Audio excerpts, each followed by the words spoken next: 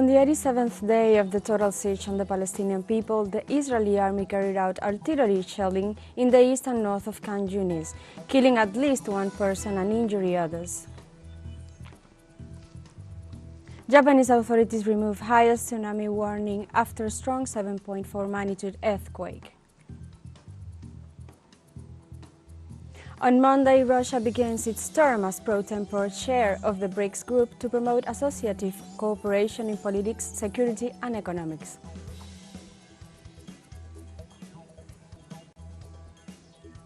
Hello and welcome to From the South. I am Alejandra Garcia and this is the first emission of 2024. From TeleSUR studios in Havana, Cuba, we begin with the news. Stay with us.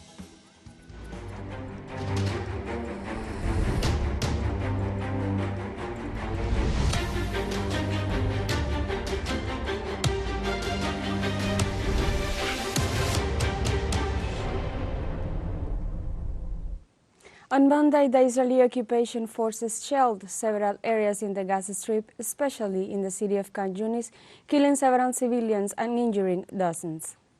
On the 87th day of the total siege on the Palestinian people, the Israeli army carried out artillery shelling in the east of the north of Khan Younis, killing at least one person and injuring others. Another bombardment by the Zionist forces killed one person in the Khan Rasha neighborhood. In the turn, also violent explosions rocked the central region of the Gaza Strip. Since October 7th, Israel has killed 21,822 Palestinians and wounded more than 56,000, most of them children and women, while hundreds of bodies remain under the rubble.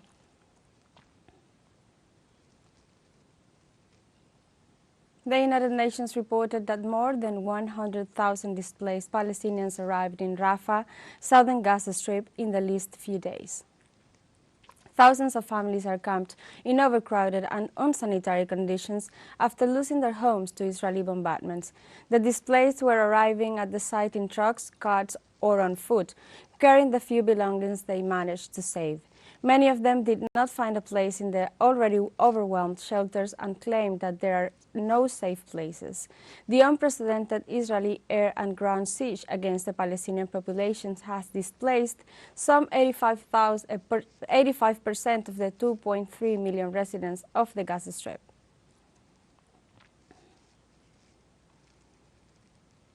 Israeli occupation forces have renewed attacks to the border area in southern Lebanon. Saturday night and Sunday morning, Tel Aviv launched attacks on the villages of the coast and the central area of the border. Given continued Israeli aggression, Hezbollah leaders said the path of the resistance is to support Gaza, despite the threats coming from Israel and its allies. Hezbollah said the occupation's attacks are a response to its inability to subdue the Palestinian people. The exchange of aggressions between Israel and the Lebanese Hezbollah resistance escalated after Tel Aviv launched its siege against the Gaza Strip on October 7th. In Turkey, the first days of 2024 was met in Istanbul with a massive demonstration in solidarity with the Palestinian people. Immediately after the morning prayer, hundreds of thousands of people marched to the historical Galata Bridge and then gathered in the central square of the same name. The demonstrators responded to the call for the martyrs and Palestine to condemn Israel, of the Turkish Youth Foundation and others 308 organizations. In the United States, activists and defenders of Palestinian rights demonstrated in several cities and demanded an end to the aggression against the Gaza Strip. Thousands of people marched and rallied in front of Boston's City Hall to welcome the new year and show solidarity with the Palestinian people. The demonstrators demanded the Joe Biden's administration to stop being an accomplice of the genocide perpetrated by Israel and stop sending military and financial aid to Tel Aviv. Demonstrators were also held in cities such as New York, Chicago, Baltimore, Los Angeles, and Washington.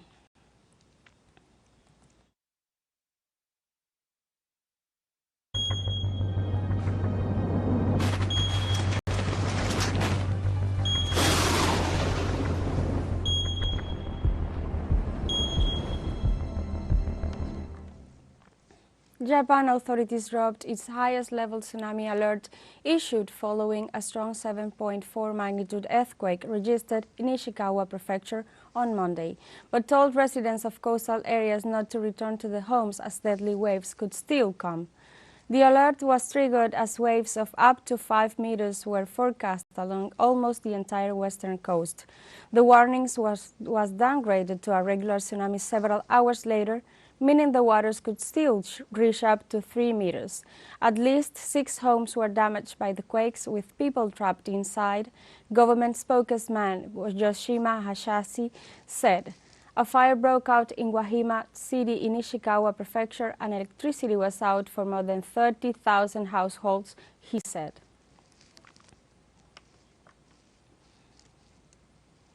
In China, the death toll following the 6.2 magnitude earthquake that struck the autonomous county of Jixiang a week ago has risen to 151.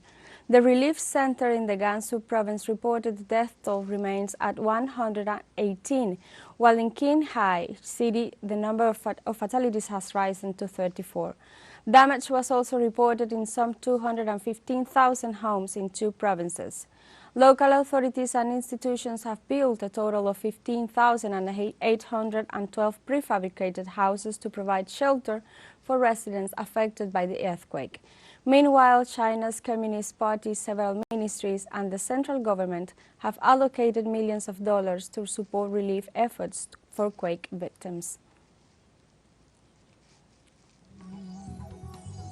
Let's take a short break, but remember you can join us on TikTok at TeleSUR English, where you will find news in different formats, news updates, and more. All the stories coming up. Stay with us.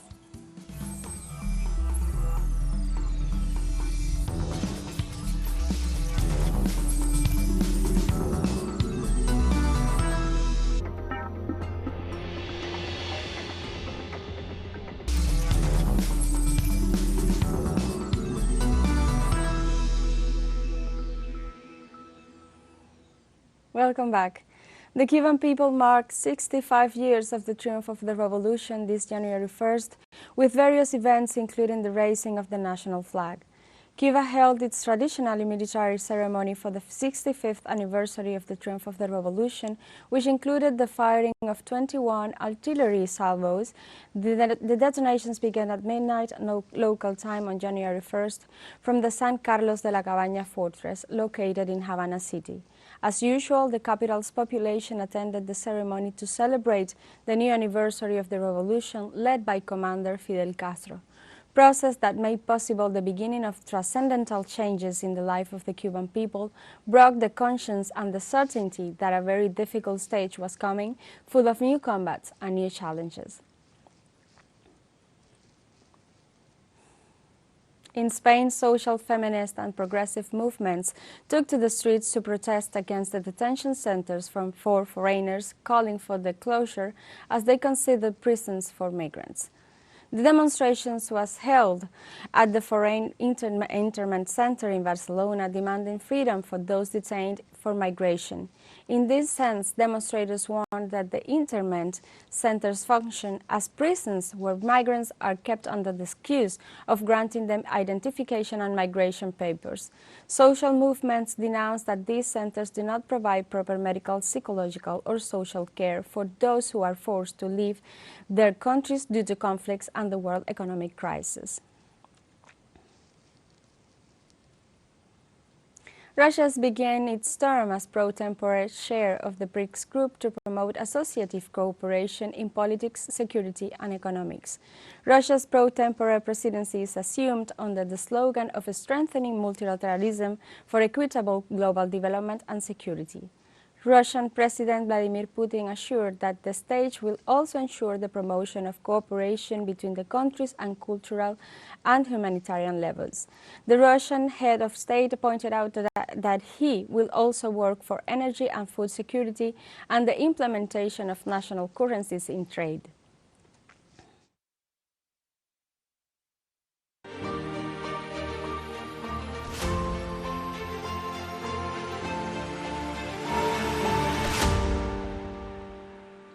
In In Russia, 24 people have been killed and more than 100 wounded in the bombardment of the city of Belgorod by the Ukrainian Air Forces.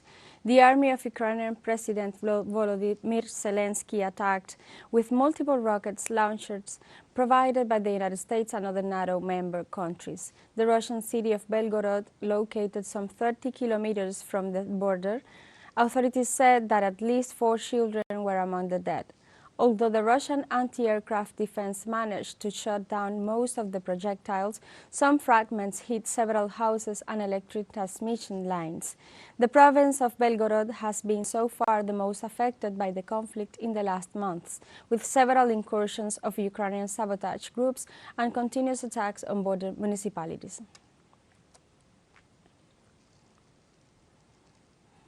Russian armed forces in Kharkov neutralized the organizers and responsibles for the bombing of Belgorod. A new high-precision missile attack on the former Kharkov Palace hotel complex eliminated representatives of the Defense Ministry's main intelligence directorate actively involved in the organization of sabotage operations on Russian territory. On the other hand, fuel bases were destroyed in Kharkov regions from where groups of Ukrainian troops were being supplied en route to Kharkov and Orekhov. As a result, Kyiv suffered significant losses where 2 launchers were destroyed, with the help of which the Kyiv regime was planning to launch missile attacks against the Russian city of Donetsk on New Year's holidays.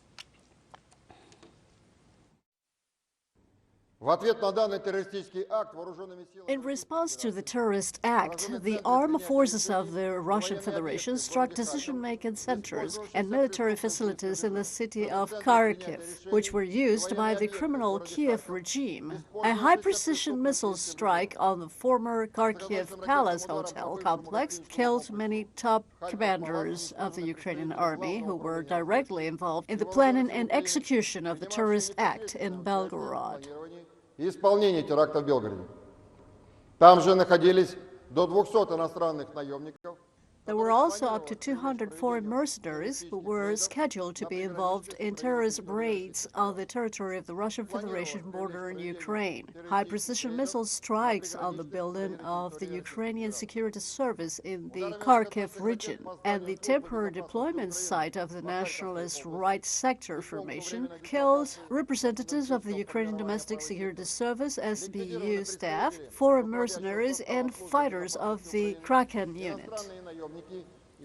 Felix Tshisekedi, president of the Democratic Republic of the Congo, was re-elected for a second 5-year term after securing 73.34% of the total votes cast on December 20 election. As reported by the National Independent Electoral Commission on Sunday, Tshisekedi was followed by businessman Moise Katumbi, who obtained 18% of the votes, and Martin Fayulu, who obtained 5%.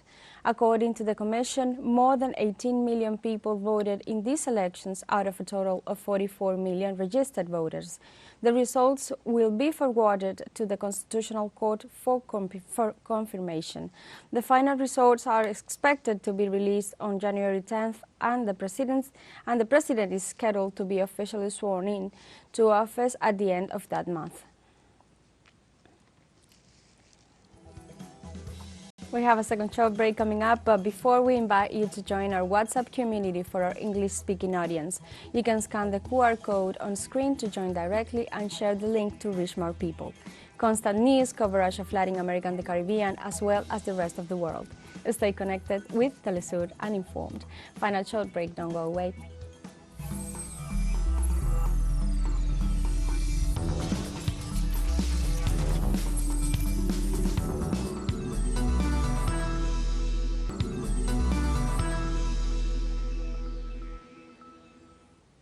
Welcome back to From the South. On December 31st, the world bids farewell to the year 2023 and welcomes the arrival of 2024 with joy and hope.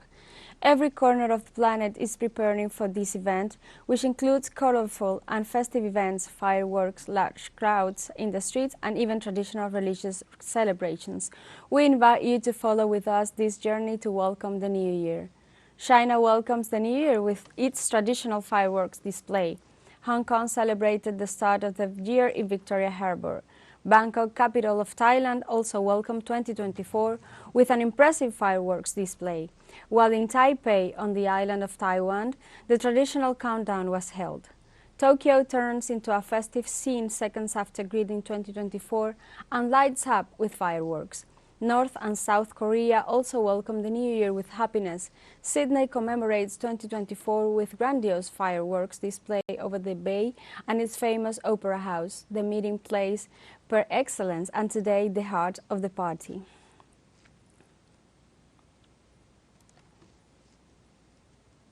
New Zealand was one of the first nations to welcome 2024 with a light show from the Sky Tower and the Auckland Harbour Bridge.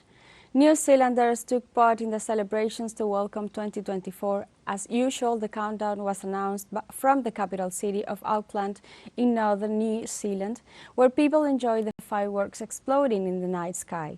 The top of the Sky Tower was lit up in majestic colors to mark the celebration. The whole display was broadcast on local television and digital platforms so that those not present at the tower could enjoy the celebrations.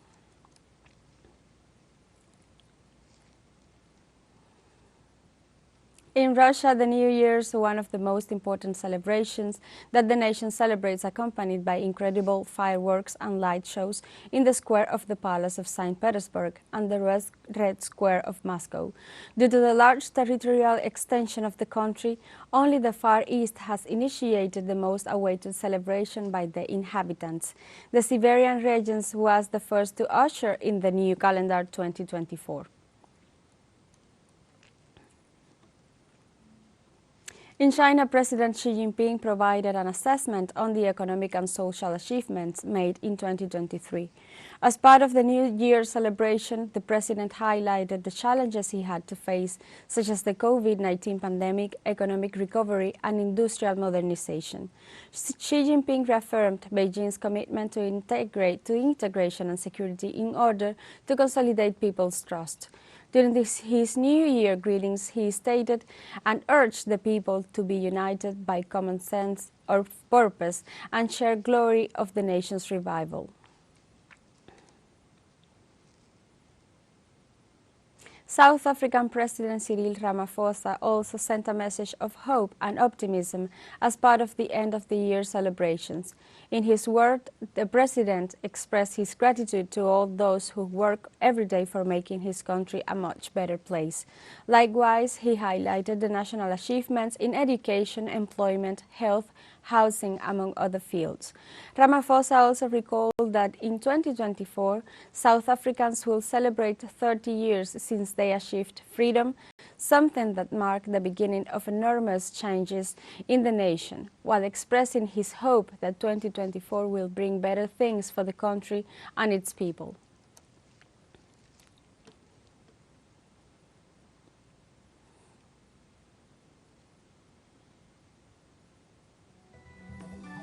We have come to the end of this news brief, but you can find this and many other stories on our website at telesurenglish.net and join us on social media, Facebook, X, Instagram, Telegram and TikTok.